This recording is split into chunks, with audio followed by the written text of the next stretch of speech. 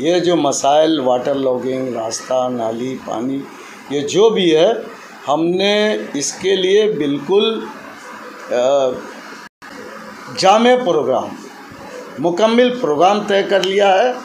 और आने वाले सीज़न में, बरसात में, आपको ऐसे बुरे दिनों का सामना नहीं करना पड़ेगा। हम जानते हैं कि वो एक ज़िम्मेदार मंत्री, सिर्फ मंत्री नहीं, मैं बार बार कहता हूँ कि वो खामोश तबीयत के आदमी हैं और ज़िम्मेदार मंत्री हैं। उन्होंने जो कहा है कि उनका जो प्लान प्रोग्राम है वो अमली तौर पे वो चल रहा है, उसका प्रोसेस में है। और उन्होंने जो वादा किया, देखिए बारिश होगी तो पानी का जमाव होगा और उस पानी में चाहे राजा हो या रंक, सबको ही पानी में उतर के जाना पड़ेगा। ठीक है, ये मुमकिन है, ये करना पड़ेगा, लेकिन 2-2, 10-10, 12, 15-15 रोज़ हमारे इलाके में पानी नहीं लगे, इसके लिए अरूप राय साहब ने जामा प्रोग्राम लिया है। और उन्होंने वादा किया कि आने वाले बरसात में आपको इन दिनों का सामना नहीं देखना पड़ेगा। और एक हैरत अंगेज़ खबर आप लोगों को कई दिनों में हम सुनाएंगे इंशाअल्लाह ताला।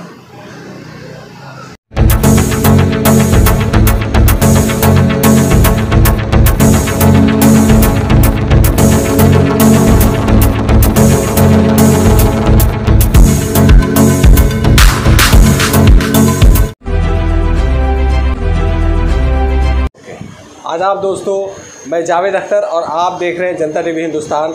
हमारे साथ इस वक्त साबिक काउंसलर, तृणमूल कांग्रेस के मारूफ रहनुमा और समाजी शख्सियत मोहम्मद सलीम साहब हैं। मोहम्मद सलीम साहब से बात करेंगे और साथ में आप जैसा कि जानते हैं काउंसलर भी रह चुके हैं और फिर सामने काउंसलर की लड़ाई भी है, काउंसलर का इलेक्शन होने जा रहा है, उस पर भी हम बात करेंगे। सलीम साहब, आप ये बताएं, दूसरा एक जो बड़ा एक इशू जो चला आ रहा है वो ये कि सामने दिसंबर में खबर आई है कि काउंसलर का चुनाव है और आप काउंसलर पहले रह चुके हैं, इस बार भी कोशिश होगी आपकी कंटेंडर बने, कंटेस्ट करें। आपको क्या लगता है पार्टी का क्या फ़ैसला, जो भी होगा पार्टी का फ़ैसला, उसको आप मानेंगे? अगर पार्टी आपको टिकट नहीं देती है तो क्या आप पार्टी के खिलाफ जाएंगे? पार्टी क्या, मैं सिर्फ वही इंसान हूँ जिनको टिकट नहीं देती है, बहुत सारे ऐसे लोग हैं जिनको टिकट नहीं मिलती है, तो क्या वो लोग पार्टी के ख़िलाफ़ जाते हैं? खिलाफ़ जाने वालों की तादाद उंगली पे आप गिन सकते हैं। हम लोग तो दीदी ममता बनर्जी के फॉलोअर हैं, हमारे ज़िम्मेदार लीडर हैं अरूप राय साहब। और जब हम लोग पार्टी के लिए काम करते हैं और 5 साल तक, क्या 30-35 साल का अरसा हो गया, अवाम की खिदमत से जुड़े हुए हैं हम लोग। चाहे वो ईद की शाम हो, चाँद रात की, चाहे बकरीद की चाँद रात की शाम हो, चाहे वो 12वीं शरीफ की चाँद रात की शाम हो, हम लोग जब भी मसला उभरता है, पानी जो रास्ते पे आ जाता है या और किसी भी मौके से ड्रेनेज की सफाई से लेकर रास्तों के लिए बात उठाना, मनवाना, लोग शामिल रहते हैं। अवामी जो भी ज़रूरत हो, खून अतिया कैंप हो, पार्टी का जलसा जुलूस हो, एजिटेशन हो, भारतीय जनता पार्टी के ख़िलाफ़ मुत्तहिद होकर लड़ने की बात है। हम लोगों ने कसम खाया था, हमारा साथी मुकद्दर अली खान और ये सारे लोग बैठे हुए, हाजी साहब भी हैं, फिरदौस से सारे हमारे वो शाह भाई भी हैं, सीनियर हैं, सारे लोग बैठे हुए हैं। हम लोग अरूप दा को हमने वादा किया था कि दादा 12,000 वोट से आप जीतेंगे इंशाअल्लाह ताला। टिकियापाड़ा की पब्लिक आपसे खुश है, बीजेपी के ख़िलाफ़ आपको अपना लीडर मानती है और पूरे हिंदुस्तान में अगर भारतीय जनता पार्टी के ख़िलाफ़ किसी को सबसे ज़्यादा मजबूत लीडर मानती है तो उसका नाम ममता बनर्जी है। आज देखिए टिकियापाड़ा के जो भी मसाइल हैं, अरूप दा ने बिल्कुल साफ लफ्ज़ों में कह दिया है कि ये जो मसाइल वाटर लॉगिंग, रास्ता, नाली, पानी, ये जो भी है, हमने इसके लिए बिल्कुल जामे प्रोग्राम, मुकम्मल प्रोग्राम तय कर लिया है। और आने वाले सीज़न में, बरसात में, आपको ऐसे बुरे दिनों का सामना नहीं करना पड़ेगा। हम जानते हैं कि वो एक ज़िम्मेदार मंत्री, सिर्फ मंत्री नहीं, मैं बार बार कहता हूँ कि वो खामोश तबीयत के आदमी हैं और जिम्मेदार मंत्री हैं। उन्होंने जो कहा है कि उनका जो प्लान प्रोग्राम है वो अमली तौर पे वो चल रहा है, उसका प्रोसेस में है। और उन्होंने जो वादा किया, देखिए बारिश होगी तो पानी का जमाव होगा और उस पानी में चाहे राजा हो या रंक, सबको ही पानी में उतर के जाना पड़ेगा। ठीक है, ये मुमकिन है, ये करना पड़ेगा, लेकिन 2-2, 10-10, 12, 15-15 रोज़ हमारे इलाके में पानी नहीं लगे, इसके लिए अरूप राय साहब ने जामा प्रोग्राम लिया है और उन्होंने वादा किया है कि आने वाले बरसात में आपको इन दिनों का सामना नहीं देखना पड़ेगा। और एक हैरत अंगेज़ खबर आप लोगों को कई दिनों में हम सुनाएंगे इंशाअल्लाह ताला। और ये जामा प्रोग्राम कब से शुरू होगा, ऐसा कोई टाइम फ्रेम आपको? प्रोसेस में है और आने वाले बरसात में इंशाअल्लाह ताला हम लोगों को इस तरह से इन दुश्वारियों का सामना नहीं करना पड़ेगा।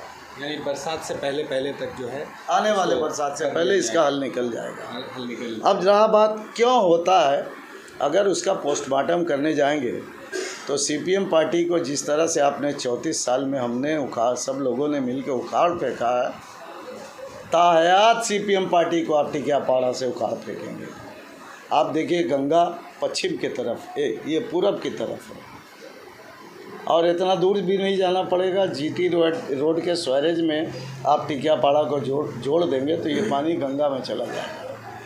लेकिन सीपीएम की बदअकली ने डीआईसी बिल्डिंग से शुरू करके, मार्टिन से शुरू करके, टिकियापाड़ा, एनडी कॉलेज, कदमतल्ला बाज़ार से आपको वहाँ चटर्जी पाड़ा से बाज़ार से आपको कदमतल्ला खुदीराम स्टैचू से हो के इंडोर स्टेडियम के बाद आपको वो क्या उस जगह का होते हुए स्टेडियम होते हुए एकदम पोचा खाल में जाके इसको मिला दिया। बोली इतना लंबा पानी का बहाव और कहीं इसका लेवल नहीं मिल रहा है, कहीं डाउन नहीं है, बिल्कुल ये पाइपलाइन पैरेलल हो गया, तो इसमें बहाव होगा नहीं।